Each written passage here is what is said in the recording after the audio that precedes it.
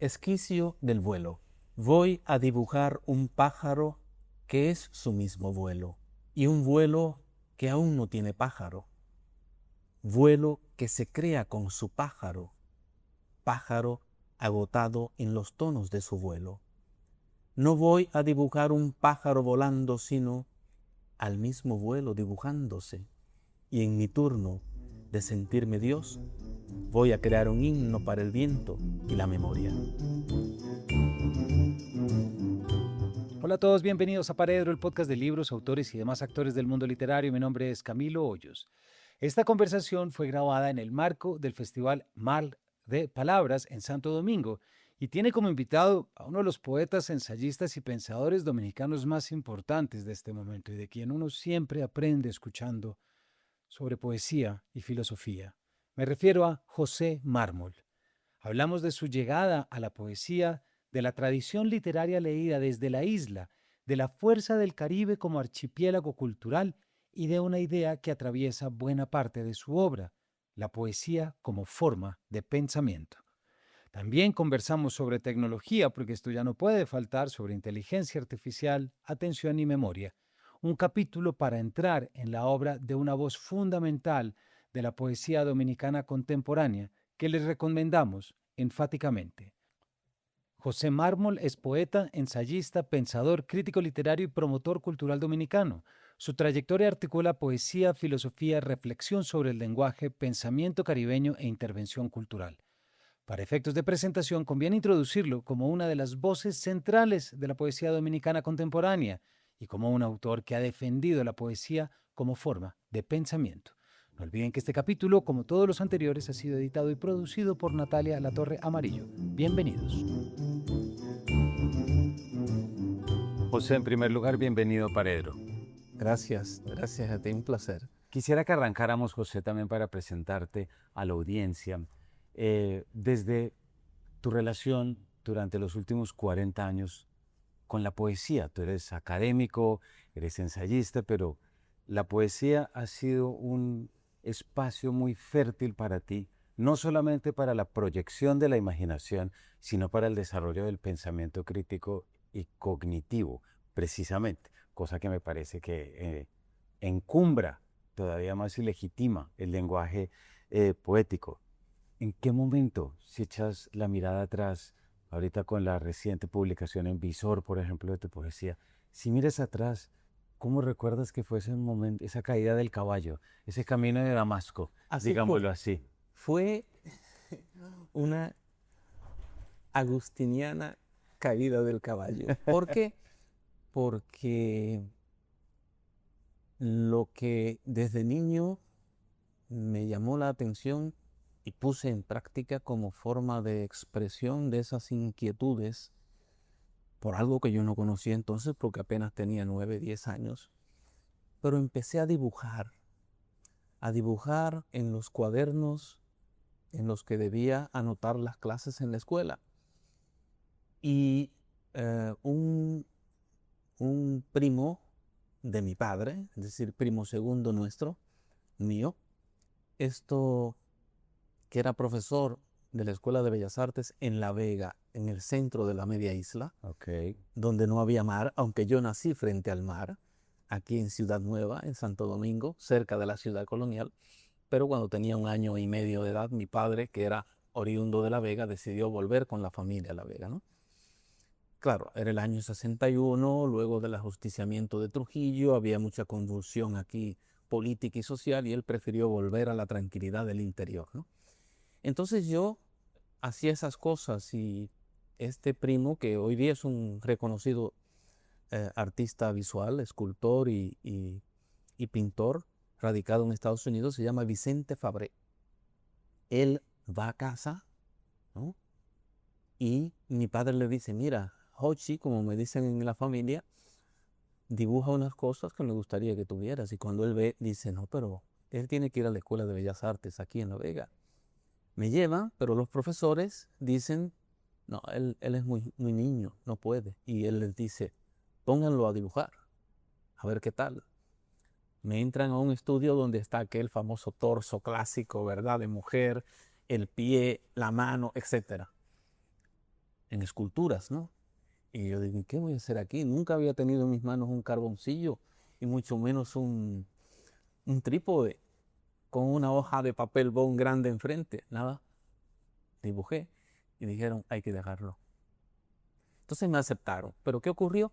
Cosas que ocurren en nuestros pueblos, ¿no? En estos países. La Escuela de Bellas Artes de La Vega de momento es cerrada. Supuestamente por falta de recursos del Estado, pero también estaba el componente ideológico. Eso es un refugio de izquierdistas, ¿no? Ya.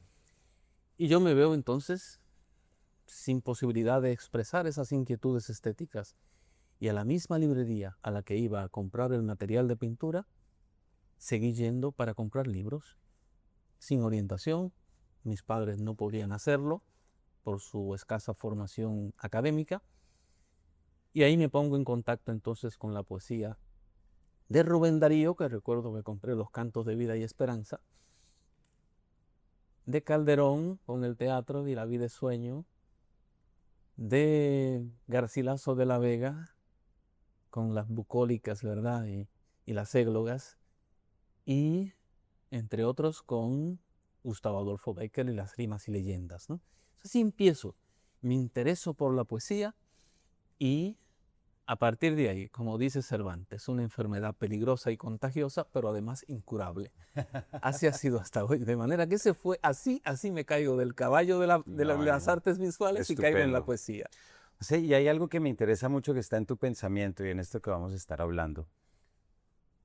¿Cómo, cómo recuerdas haber entrado en contacto con estas tradiciones poéticas, Bécquer, Rubén Darío, desde la isla? Claro. ¿Sabes que con la insularidad hay una cosa interesante y que quizás conecta con el mundo clásico griego? Nosotros en la isla nunca pensamos en la insularidad, a menos que sea para quejarnos. No. Siempre tenemos la idea de que estamos en el contexto universal. Al menos para mí ha sido así. Es decir, la insularidad es el establecimiento de unas fronteras en las que más allá de la condición geográfica per se, yo no me he limitado. Siempre he creído que el pensamiento es abierto, es justamente expresión de libertad, más allá de cualquier frontera. Ahora, pensar desde la insularidad tiene sus implicaciones, obviamente, ¿no? Entonces, dentro de esas condiciones hay que pensar los aspectos de limitaciones, ¿no? Económicas, educativas, ¿no? Académicas propiamente dicho, pero mi forma de ver las cosas ha sido siempre tratar de transgredir fronteras, ¿no? Entonces, en el momento en que empiezo ya a ver la poesía como una cosmovisión, Claro. como una manera de entender y de pensar el mundo que nos rodea, no solo la insularidad, yo digo, hay que hacerlo, pero hay que romper con los cánones establecidos hasta este momento. Y en nuestra isla, en nuestra cultura, en la media isla, eso implicaba que desde una postura estética y política tenías que chocar de frente con las corrientes predominantes que eran la estética del realismo socialista y la poesía coloquial y social, que en América Latina había tenido todo un trayecto importante, ¿no? Aquí en nuestro país también, pero por fortuna, y vuelvo a aquella condición que permite que desde la insularidad tú pienses de manera universal, en 1921 un filósofo, Andrés Avelino, escribe el Manifiesto Postumista. Okay. Y lo escribe para resaltar el valor del español de la media isla, de la insularidad, contra las corrientes universales, ¿no? Y manda no leer el Quijote, cosas como esas radicales, ¿no? Olvidarnos de toda la tradición simbolista, y pensar en lo nuestro. Claro, es esa dicotomía que hemos escuchado a ti y a Carlos Granés comentar, ¿verdad? en ese diálogo de hace un rato, pero yo dije, no, es que lo que estoy viendo allí es que el lenguaje es contenido, es limitado, lo coloquial tiene un valor como expresión del lenguaje, pero no podemos pensar que esa sea la poesía. Esa es una poesía. Y entonces empiezo a plantear alternativas, ¿no? Una visión distinta, descansando en esa expresión. Vuelvo al postumismo porque es un filósofo, es un pensador el que escribe el manifiesto. Tiene sus dos grandes poetas, ¿no? Domingo Moreno Jiménez y Zacarías Espinal. Pero el pensador es el que dice, vamos a romper con ciertos moldes estéticos, ¿no? Y entonces yo traté de hacer lo mismo en un momento muy difícil, porque todavía el peso del realismo socialista como expresión estética y de la poesía social en nuestro país, generación del 60, viene de la dictadura de Trujillo, en el 65 la Guerra de Abril, la poesía de posguerra y la poesía de la guerra como expresión, porque ahí estuvo el movimiento cultural que estaba en las trincheras en ese momento, ¿no? Entonces, sin demeritar, ¿verdad? Sin quitar el valor que tiene todo aquello, yo decía, es que no se reduce a eso. Lo poético trasciende. Claro. Y empiezo a plantear eso que se me culpa en llamar la poética del pensar, ¿no? Es decir, quise poner la perspectiva de que la poesía no era solo expresión de confrontación de carácter ideológico político, sino que era una forma de ser y de ver el mundo. Claro. Y ahí vinieron esos planteamientos muy cuestionados en principio, pero hoy día pasan tranquilamente. Hay algo muy interesante y aquí vuelvo a hacer un paréntesis en las preguntas, José, que traían, porque me pregunto por la naturaleza de la pregunta que te acabo de hacer con tu respuesta, y es que si uno está en la isla, no se piensa desde la isla, se piensa desde el lugar, desde el ser, etc. Entonces digo, de pronto es que, claro, yo soy continental, yo soy de Bogotá, no solo continental, sino bogotano entre las cordilleras. Claro. Y luego mi ascendencia me lleva al eje cafetero también de montaña, ¿me entiendes? Y ahí pienso en formas de decir, por ejemplo, tal persona es una isla, para hablarlo desde un campo negativo, desde está ensimismado y está metido. Pero de pronto es desde donde lo enuncias, que ya es un tema poético. Es decir, la insularidad es radicalmente distinta si se piensa desde un lugar o desde otro, y creo que lo provechoso que estamos viendo acá es cómo la poesía se convierte precisamente en ese discurso, en ese artilugio para indagar sobre eso y no quedarte con las categorías de nuevo continentales, con lo que supone eso desde las jerarquías de poder, etcétera, etcétera. Claro. Es que si nos ponemos a pensar, ¿verdad? En la Grecia clásica, cuántas cosas no salían de islas, ¿no? Claro. Pequeñas islas y hoy son, y desde aquel momento empezaron a ser universales en ese contexto, ¿no? Yo creo que tiene mucho que ver con cómo te concibes a ti mismo, ¿no? Como, no digo solo como persona, digo como sociedad, como cultura, ¿no? Entonces nosotros, hay una expresión de Pedro Enrique Sureña, nuestro gran humanista, ¿no? En la que él se consolaba y con la que a veces yo estoy de acuerdo y a veces no. Él decía, es que éramos tan pobres, ¿no? Sin embargo, él, desde esa pobreza, desde esas limitaciones, logró trascender, ¿no? Con su pensamiento, con su escritura. Entonces, es ahí a donde yo miro las cosas. Nosotros, como cultura, como etnia, como composición social, antropológica, por supuesto, tenemos rasgos identitarios, ¿no? Rasgos que nos caracterizan. Pero lo más interesante del Caribe, como un archipiélago, y de toda América Latina, incluso como distintas realidades socioeconómicas y culturales, es que el denominador común es la diversidad. ¿Mm?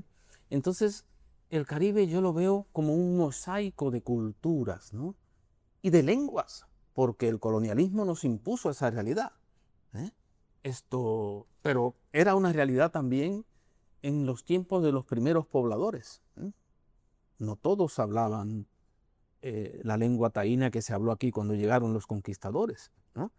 Había otras poblaciones que hablaban igual otras lenguas, aunque había comercio, aunque había intercambio, y todos usaron arcos y flechas similares, luego alguien intercambió todo eso, pero aún así yo creo que el gran valor del Caribe como cultura y como realidad socioeconómica, política y cultural es la diversidad. Claro.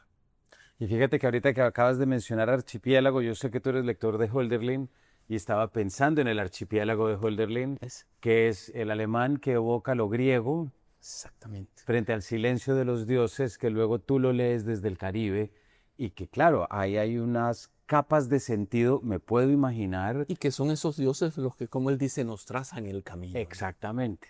Y creo que ahí hay un ejemplo de cómo cuando se tiene la apertura al diálogo, toda tradición es provechosa. Totalmente. Y el mar, por ejemplo, ¿no?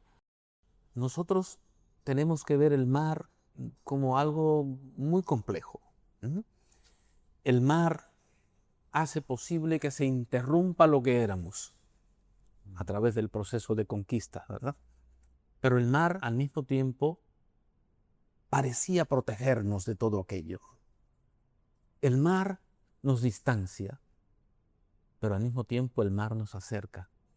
El mar es barrera, pero al mismo tiempo el mar es puente. Y entonces lo vemos con tristeza porque el mar implica la posibilidad de que gente nuestra de muy escasos recursos quiera irse a islas como Puerto Rico para de ahí pasar, ¿verdad?, a la gran isla de Manhattan, y sin embargo muere en el trayecto. Están los naufragios, ¿no? Por eso en mi poesía aparecen tantos náufragos y tantos, y ese mar inmenso que decía Martí, ¿no? O el mar de Lugones lleno de urgencias masculinas, ¿no?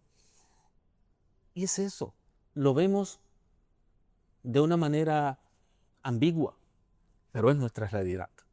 Y tiene que ver mucho con esa diversidad que nos hace, ¿verdad?, únicos, auténticos. ¿Te resultó, ahorita hablabas, por ejemplo, de la poesía social de los 60 aquí, dominicana, y claro, ¿te costó en algún momento trabajo, José, de pronto desde tu propia forma en la que el pensamiento se cuajaba, digamos, claro, frente a un idealismo y un realismo impositivo de lo social en el que la poesía exige lo que exige cualquier poesía social, que se hable y se valore y se mire el ombligo y diga uno, qué bonito es mi ombligo, pasando por alto que el ombligo se puede ensuciar, si es profundo. ¿Sí me explico?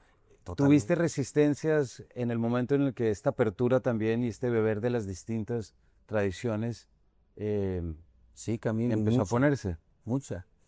Sobre todo en el ambiente universitario. Digamos que redondeo esa vocación por la poesía en el ámbito del taller literario César Vallejo de la Universidad Autónoma de Santo Domingo, a donde ingreso a finales de los años 70 a estudiar ciencias jurídicas, derecho, pero luego me torcí hacia la filosofía, ¿no? Pero en el año 79, me encuentro a inicios del 79, me encuentro con un pequeñito letrero en una puerta del aula a la que voy a recibir docencia, que dice que a los jóvenes interesados en la literatura que se acerquen al Departamento de Extensión Cultural para una reunión. Y esa reunión era la creación del taller literario César Vallejo. Y claro, estamos hablando de una universidad del Estado de finales de los años 70, años 79, donde las luchas políticas estaban bastante bien atrincheradas allí y las diferencias aún dentro del ala izquierda de la visión política de la sociedad. Y lógicamente había un precedente cultural en la universidad que era el MCU, se le llamaba Movimiento Cultural Universitario, que tenía una expresión literaria. pero no cuajó tan bien como cuajó el César Vallejo. Cuando yo paso a dirigirlo, muy prontamente, pues se crea en el año 79, ya en el 80, en enero del 79, ya en el 80, yo paso a ser el director porque Juan Byron, como le decíamos, que fue el director cofundador con Mateo, enfermó y Mateo Morrison, que es el creador, el poeta y gestor cultural Mateo Morrison, creador del César Vallejo, me dice, yo quiero que seas tú quien tome la batuta. Entonces yo empiezo a plantear unos programas semestrales de estudio, de lectura y demás, que no tenían que ver con esa estética predominante. Ahí yo empiezo a introducir a Hölderlin, empiezo a introducir a Nietzsche, empiezo a introducir el simbolismo francés, empiezo a introducir el iluminismo norteamericano. Y todo aquello dice, pero esto no es Mario Benedetti, esto no es el Pablo Neruda. Introduzco el Pablo Neruda, pero no el del canto general, que ya era consabido, y mucho menos el de la incitación al misonicidio y alabanza de la Revolución Cubana, menos eso, sino que introduzco el Neruda de residencia en la tierra. Claro. Y claro, aquello chocaba. Y chocó tanto, Camilo, que al cabo de un par de años, el decano de la Facultad de Humanidades, al cual en cierta forma reportaba, ¿verdad?, el Departamento de Extensión Cultural, entra al aula y me da un golpe de estado. Y dice que yo no puedo seguir dirigiendo el César Vallejo porque yo estaba llevando ideologías extranjerizantes. Qué increíble. A ese ¿no? nivel. Y el Departamento de Filosofía, mi escuela en la universidad, traza una pauta de que se impide que yo me gradúe en la universidad. Y todo por esos libritos que yo publicaba y por esos artículos que publicaba a propósito de la poética del pensar.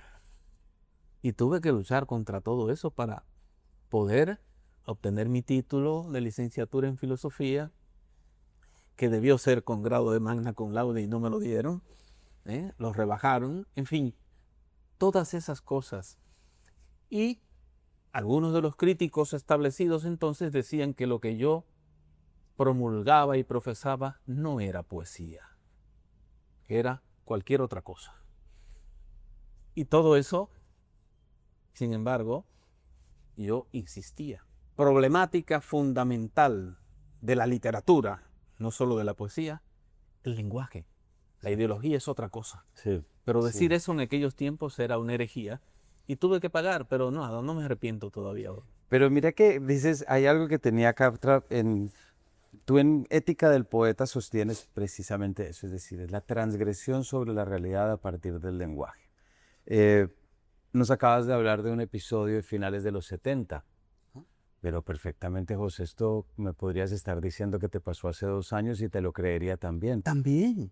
Entonces, Quizás con algunos matices, ya hay exacto. más apertura. Pero digamos que todavía parecemos volver, hace un rato lo hablábamos con Carlos Granés, Ese eterno retorno. el mito del eterno retorno de Mircea Eliade, que es lo más latinoamericano, porque volvemos de nuevo sobre estas ideas de la literatura que no, o la poesía, que indague la realidad, pero la cuestione, mejor la dejamos quieta. Exactamente. En cambio, aquella que cuestiona, pero que tiene implícita la respuesta que nos funciona, esa sí la queremos leer y esa sí la queremos premiar. Eso ha pasado en Colombia, sobradamente, ha pasado en muchos lugares. Pero de nuevo quiero volver a la importancia de la poética del pensar y es como la poesía no... hay una frase muy bonita de Shelley que es: la poesía es esa espada de luz que quema la vaina que intenta contenerla. Y creo que volvemos sobre esto y tu quehacer poético es precisamente algo indomable, entiéndase bien, de que no puede estar sujeto a ninguna ideología, sino al lenguaje mismo, porque el lenguaje es pensamiento. Totalmente. Y en la naturaleza del lenguaje está la base social de lo que procuramos, pero fuera de las ideologías. Siempre lo dije, es que yo no soy dueño de mi lengua. Yo me inscribo en una tradición de mi propia lengua, pero me inscribo de una forma distinta a como ustedes se la están viendo. Estoy buscando alas, no redes que las atrapen, esas palabras, esas ideas, esas imaginaciones estéticas, ¿no? Y esa fue la diferencia radical, ¿no? de algunas antologías que se publicaron entonces a mí se me excluían, porque no, eso no es poesía. Él escribe otra cosa. ¿Qué tal? ¿Eh?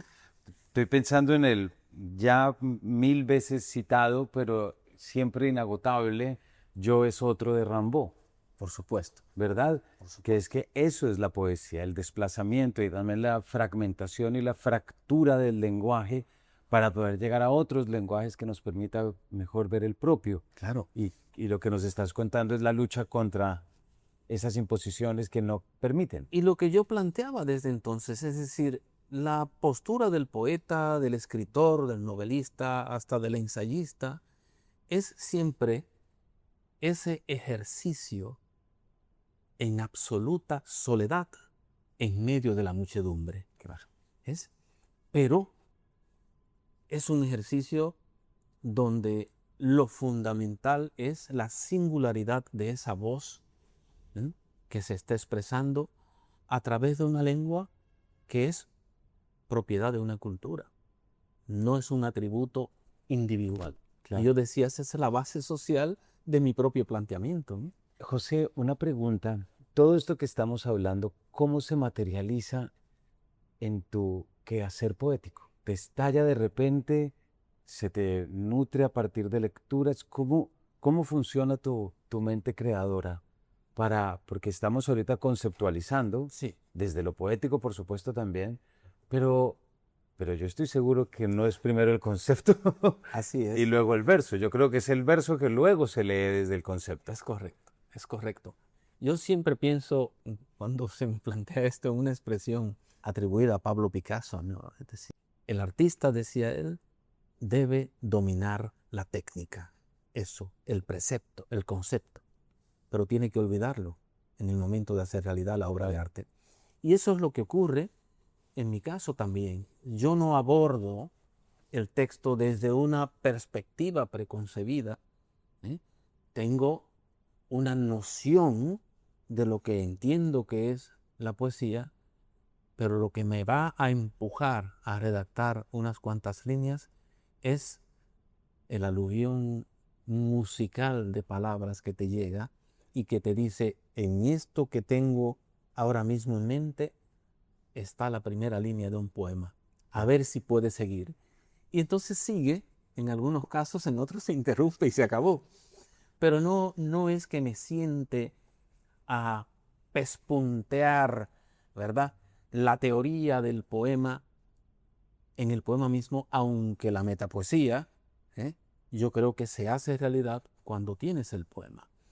Me encanta el ejercicio, sobre todo por la experiencia que provoca en el lector, de traducir en el poema la mecánica interior del poema mismo. No. ¿Ves? Entonces la gente dice, bueno, pero ¿cómo se puede hacer eso?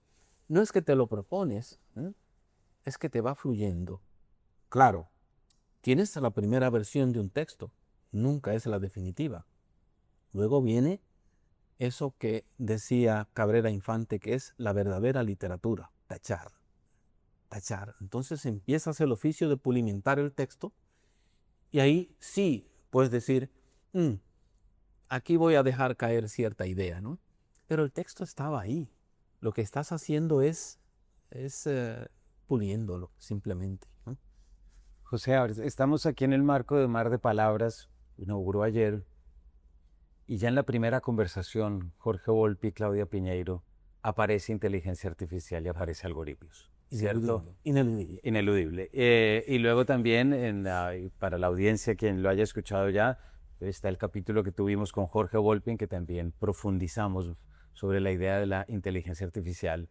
Y siempre hay un reto cuando uno piensa inteligencia artificial y poesía, porque normalmente decimos la poesía solo es nuestra, humana, ¿verdad? Pero hay un documental que vi hace relativamente poco con Agustín Fuentes, en el que descubren cómo unos estudios antropológicos y arqueológicos que un Homo nadili, no Homo sapiens, también tenía rituales frente a la muerte.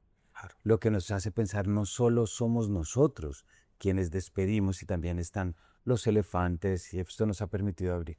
Hago esta pequeña equivalencia para preguntarte, ¿te preocupa, te genera algún tipo de pensamiento, sea este provocador o de resistencia o como sea, cuando cada vez vemos cómo aumentan las habilidades del LLM y de distintas inteligencias y que de repente haya algún chatbot que lo que quiera sea escribir poesía? sin que, sin que me acomode al estereotipo de ser un tecnófobo, desde el plano de la filosofía, la cultura, he tenido una postura muy crítica respecto del culto a la tecnología como una finalidad en sí misma, ¿no? Siempre he creído, y esto lo he discutido mucho en el plano de la educación, ¿verdad?, que la tecnología es un instrumento, un medio.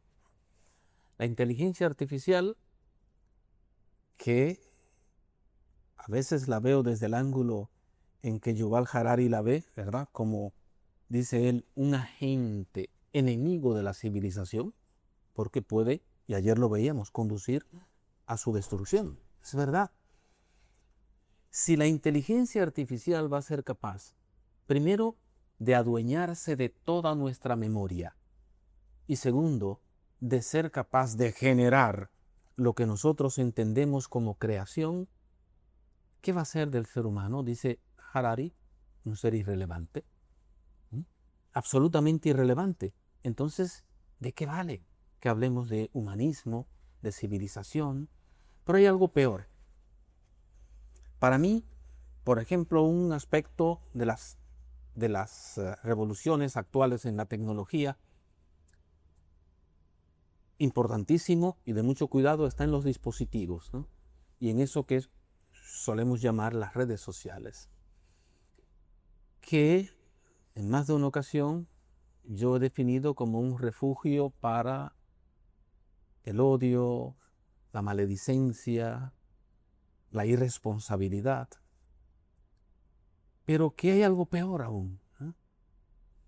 Lo único que vale para la industria de la tecnología, que hoy día tiene en sus manos el capital para modelar el mundo, lo único que vale es nuestra atención.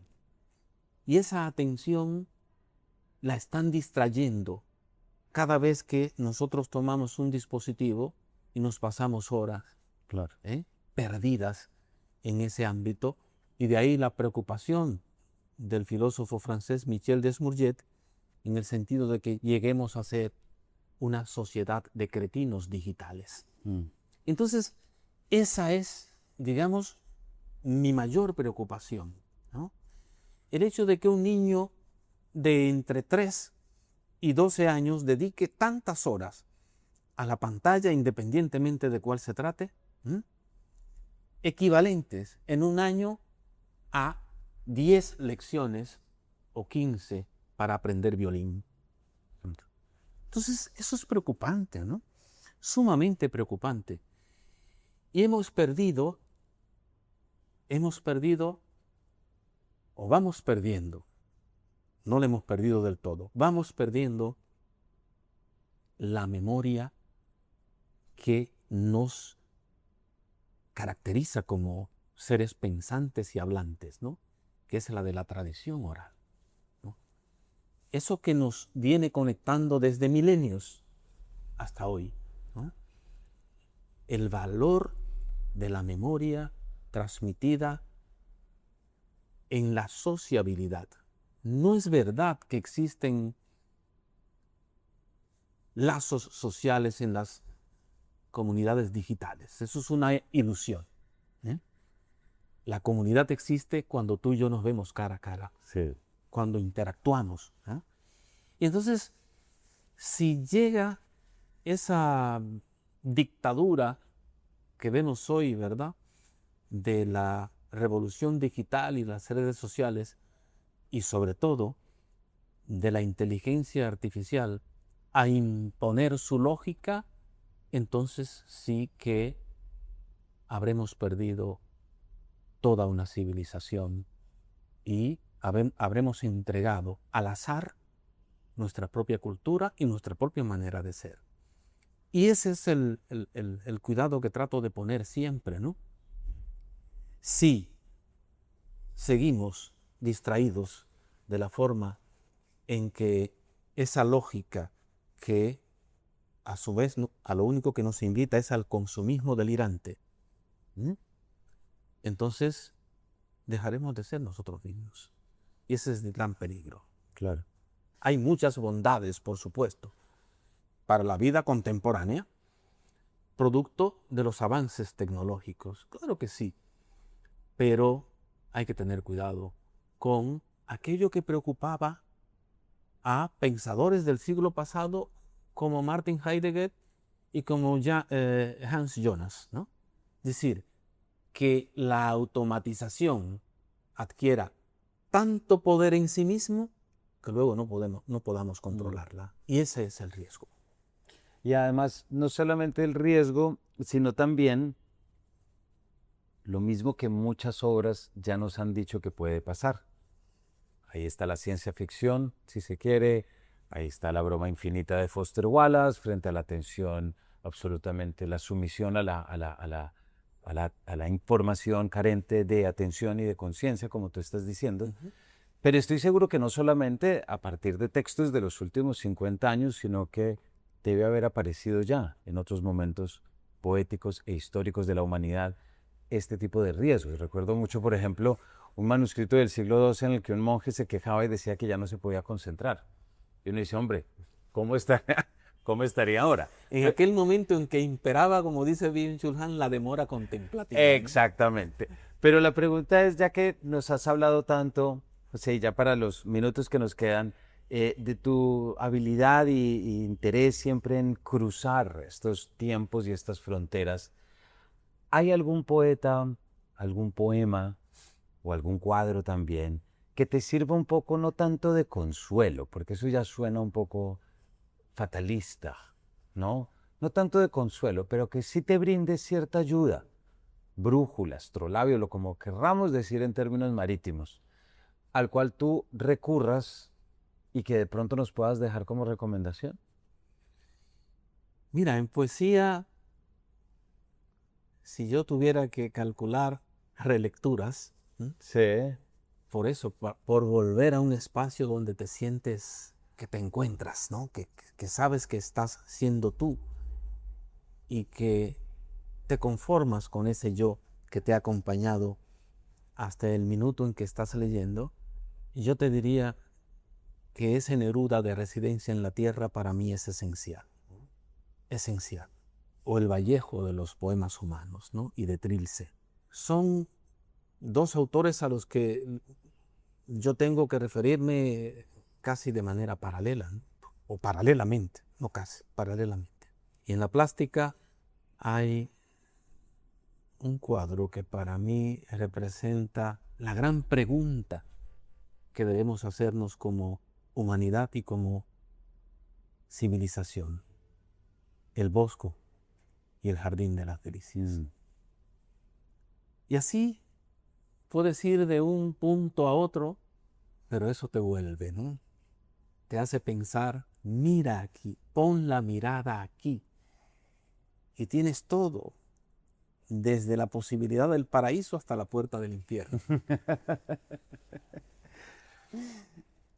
Ya para terminar, José,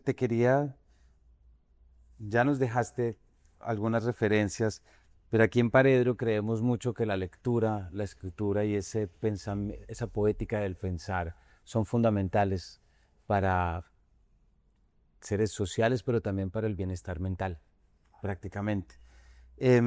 Si tú pudieras dejarle a nuestra audiencia una sola convicción tuya o certeza de por qué leer poesía, ¿cuál sería? Yo creo que la poesía es la mayor y mejor invitación a autoconcebirnos como seres con la posibilidad de la libertad, con la posibilidad de ser libres. Yo no encuentro eso en la prosa y ni siquiera a veces en el ensayo. Lo encuentro en la poesía. Esa ventana que te invita a mirar el entorno de manera distinta. Y si te bloquearan el entorno, como ocurre en muchas sociedades, entonces te invita a crearlo. Y esa es la riqueza de la poesía. Museo, muchísimas gracias por habernos acompañado y por dejarnos todas estas palabras tan bonitas. A ti, Camilo, a ti. Gracias y a toda tu audiencia. Ustedes ya saben, entonces estamos hablando con José Mármol aquí desde Mar de Palabras en Santo Domingo. Ya saben qué hacer, ir a buscarlo y leerlo. Gracias por acompañarnos y nos vemos en una próxima edición de este Paredro.